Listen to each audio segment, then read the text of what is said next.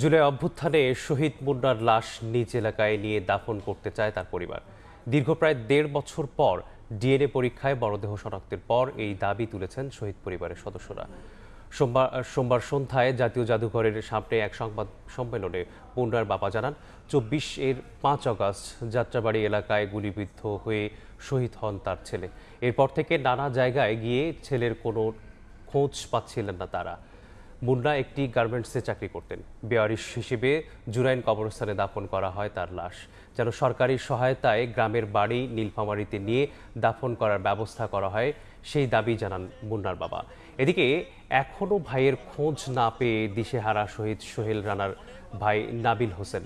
তিনি জানান, বিভিন্ন জায়গায় ধরনা দিয়েও ১.৫ বছরে খোঁজ মেলেনি ভাইয়ের। দ্রুত সময়ের মধ্যে সরকারকে তার ভাই সহ নিখোঁজ সকল শহীদদের সন্ধান দেওয়ার দাবিও জানান তিনি।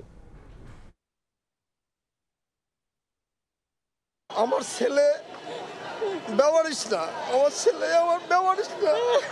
সরকারের কাছে আমার আকুল আবেদন, আমার এই ছেলেটার লাশ যেখানেই থাকুক না কেন, এই লাশটা যেন আমার গ্রামের বাড়িতে নিয়ে সঠিকভাবে দাফন করা হয়।